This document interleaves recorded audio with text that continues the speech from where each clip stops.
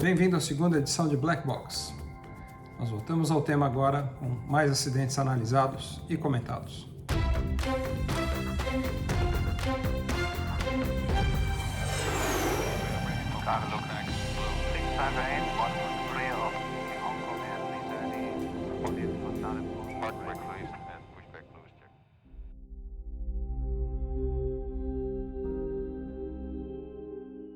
Oi, bem-vindo a bordo. Estamos de volta a Black Box na sua segunda edição, onde vamos analisar e comentar mais alguns acidentes que marcaram tristemente a história da aviação.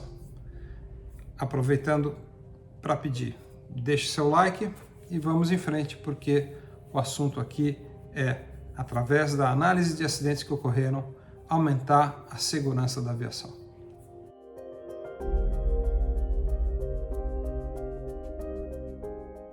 Muito embora apareça aqui com a imagem da Cruzeiro, a aeronave acidentada no voo 265 era um Boeing 737 operando para a Varig, essa mesma aeronave, Charlie Juliette Oscar, já nas cores da Varig. O avião decolado de Marabá tinha por destino Carajás, no Pará, e quando chegou próximo do aeroporto, as condições climáticas não eram nada favoráveis. Presença de pancadas de chuva na área, baixa visibilidade, colaboraram para que os pilotos tivessem dificuldade no pouso, talvez entrando um pouco rápido ou, enfim, colhidos por uma tesoura ou rajada de vento próximo do ponto de toque. O fato é que o Boeing bateu pesado na pista, um dos trens de pouso se separou, a aeronave perdeu o eixo da mesma e, claro, como consequência, acabou saindo da pista e colidindo contra árvores. É um acidente triste porque, ao que parece, né, ele até poderia ter sido um acidente em que todos iriam sobreviver, mas não foi o caso. O primeiro oficial, José Aparecido, faleceu na colisão do Boeing com as árvores e foi a única fatalidade dentre os 52 ocupantes. José Aparecido é uma pessoa muito querida, até porque ele participou do último voo de um Electra da Varig, Vitor Juliette Mike. Quando foi para o Musal, no Rio de Janeiro, ele era o engenheiro de voo do Electra, do Vitor Juliette Mike. E, infelizmente, deu sua vida no cumprimento da sua função, nessa triste tragédia, que seria o último acidente fatal da história da Varig, ainda que pouca gente se lembre. Foi um acidente em 1997, com apenas uma fatalidade, mas a gente aqui trata desse assunto com a mesma gravidade que teria se fosse um acidente com dezenas e dezenas de vítimas. Na verdade, ele merece todo o nosso respeito.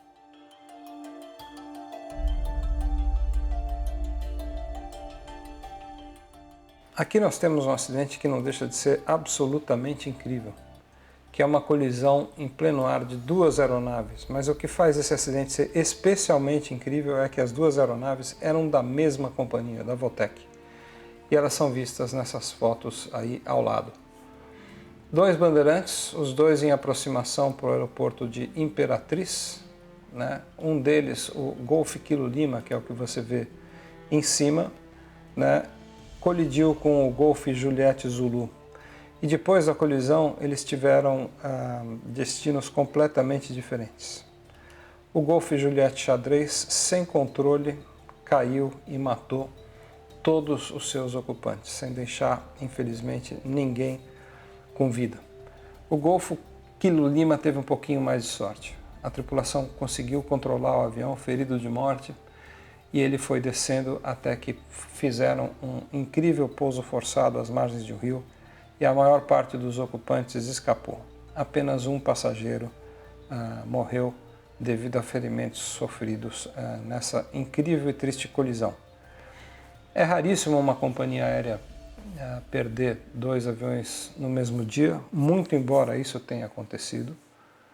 Mas é, sobretudo, acredito eu, a primeira vez que existe uma colisão em voo envolvendo duas aeronaves de uma mesma companhia aérea. E quis o destino que essa fosse a regional Voltec, que servia, sobretudo, a região central e do sul da Amazônia, com uma frota de aeronaves Bandeirante.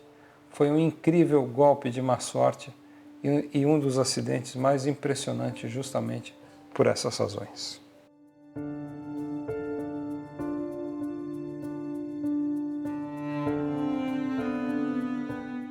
Esse é outro acidente tristemente famoso, aquele que envolveu o Fokker 100, Mike Romeo Kilo. Esse é um acidente que muita gente conhece, todo mundo sabe exatamente o que aconteceu, muita gente comenta até agora o quão triste é essa tragédia, porque foi uma sucessão de pequenos fatores. O Fokker havia chegado naquela manhã de Caxias do Sul e a tripulação que entregou o jato para os profissionais que assumiram em Congonhas avisou que um dos sistemas de auto-throttle, né, que controla a potência dos motores, não vinha funcionando bem. Essa informação foi passada para o comandante Moreno, que assumiu o Fokker 100 na decolagem de Congonhas, e de fato o sistema de auto-throttle não estava funcionando bem porque ele estava acoplado ao sistema de reverso que vinha apresentando falhas intermitentes. O fato é que o reverso do jato abriu em voo logo depois da decolagem. Essa também é uma falha que não poderia ter acontecido do ponto de vista de projeto, mas aconteceu. E nesse exato instante o Fokker estava condenado. Com o reverso aberto, com o motor desenvolvendo potência no sentido contrário ao movimento da aeronave, o controle foi rapidamente perdido. Acredito que ninguém teria condição de ter controlado esse avião, ainda com pouca energia, pouca altitude, e o mesmo se precipitou sobre o bairro do Jabaquara, bem próximo ao aeroporto de Congonhas, matando os 95 ocupantes e mais 4 pessoas atingidas em solo pelos destroços. Uma tragédia que enlutou a aviação comercial brasileira e que deixou profundas marcas na TAM e, sobretudo, começou a macular a imagem do Fokker 100 no Brasil.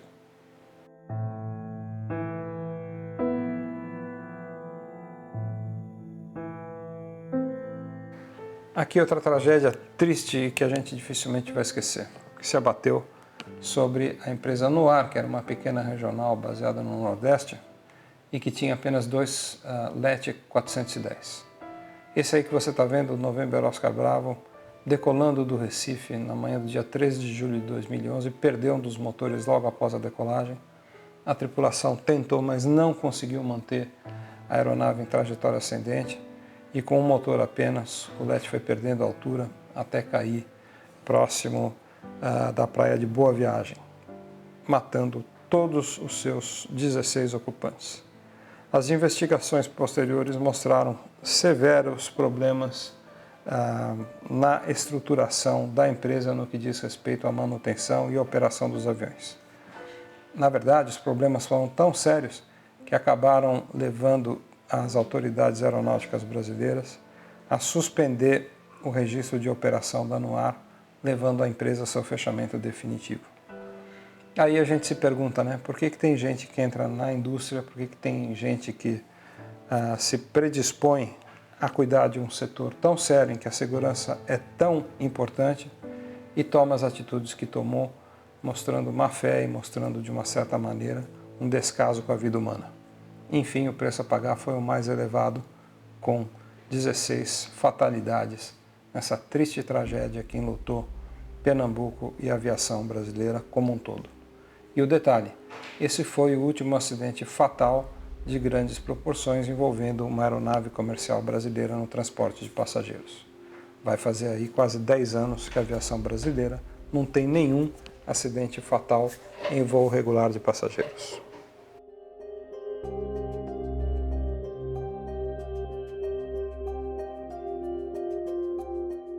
Esse acidente é conhecido como a tragédia de Agudos. Por quê? O bandeirante da TAM havia decolado do aeroporto de Bauru minutos antes e vinha ganhando altura num voo cujo destino era o aeroporto de Congonhas. E o Sierra Bravo Bravo, que você vê nessa foto, minutos depois de ter decolado, sem que a tripulação conseguisse nem enviar um aviso de socorro de emergência, a aeronave caiu numa região reflorestada, explodiu e pegou fogo imediatamente, sem chance para nenhum dos 18 ocupantes. As investigações posteriores mostraram, na verdade, um defeito de fabricação, um defeito de projeto do bandeirante, porque havia uma pequena área em que havia acumulação de água. E essa pequena área levou a um processo de corrosão, e esse processo de corrosão provocou, com o tempo, o desprendimento dos estabilizadores horizontais, que foi o que fez com que o Bandeirante perdesse o controle logo após a decolagem. A tripulação não teve qualquer culpa, nem a menor chance de levar o avião de volta ao solo em segurança. Foi uma fatalidade, mas também serviu para que o fabricante, a Embraer, descobrisse um defeito no projeto, retificasse esse projeto e continuasse fazendo do Bandeirante uma das aeronaves mais seguras do segmento e do setor. A gente sabe que a imagem do Bandeirante é muito ruim no Brasil, mas isso não tem nada a ver com a qualidade do projeto, e sim com a qualidade da informação de uma imprensa que normalmente é muito despreparada para analisar acidentes aéreos e, sobretudo, para explicar ou comentar o que de fato ocorreu. O sensacionalismo, no afã de vender jornal, é o que faz e desfaz a imagem de muitas empresas e operadores.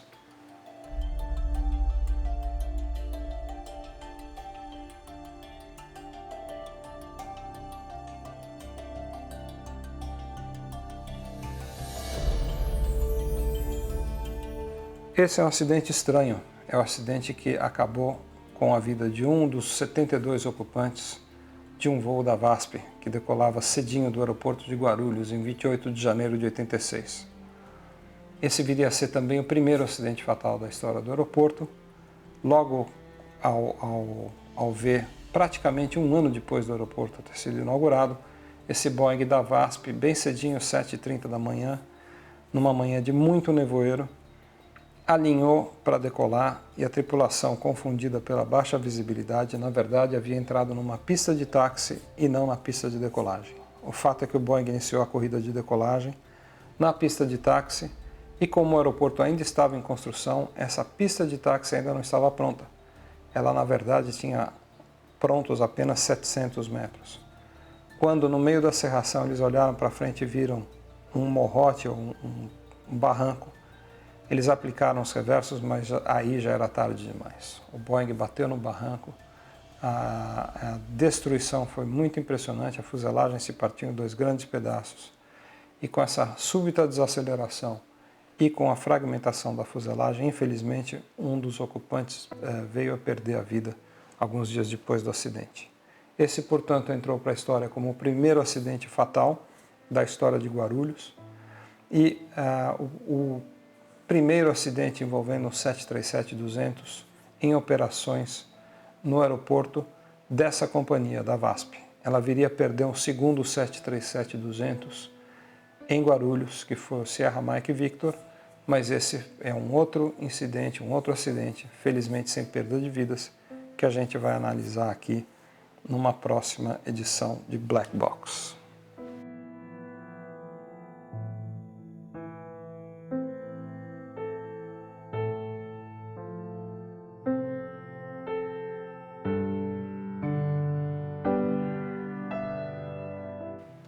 Esse certamente é um dos acidentes mais famosos da história da aviação brasileira, pelas circunstâncias absolutamente únicas que fizeram que o voo 254 da Varig entrasse para os anais da história da nossa aviação. O Boeing havia decolado rumo a Belém e simplesmente, por incrível que pareça, a tripulação não soube navegar corretamente, não soube inserir no sistema de navegação os dados que levariam o Victor Mike Kilo com segurança ao seu aeroporto de destino. Após decolar de Marabá, o 737 deveria ter voado na proa 027, e a explicação é um pouco longa, mas o fato é que o avião voou na proa 270. Contribuindo para isso, havia uma mudança de padrão de preenchimento no plano de voo instituída pela Varig semanas antes e que podia, como de fato aconteceu, gerar confusão na maneira de preencher o plano de voo. O fato é que a tripulação, ao invés de preencher que a proa a ser voada era 027, preencheu 0270. Fato resultante é que o Boeing decolou e manteve a proa 270, proa oeste, ao invés de manter praticamente uma proa norte que o levaria em segurança de Marabá a Belém. O Boeing se perdeu, a tripulação não conseguiu voltar a encontrar o seu rumo, e aí os dois pilotos se viram confrontados com um dilema horrível. O que fazer? O avião ficando sem combustível, já era noite e eles estavam voando sobre uma região completamente desértica, próxima a São José do Xingu, no Mato Grosso. O fato é que o Boeing caiu na selva e quase que por milagre o número de sobreviventes foi muito grande. Dos 54 ocupantes a bordo, apenas 12 perderam a vida. Seja como for, esse é um acidente marcante na história da aviação comercial brasileira e que vai ser lembrado por décadas a fio, sobretudo porque a última coisa que você espera é que isso venha acontecer com uma aeronave da saudosa e respeitada Varig.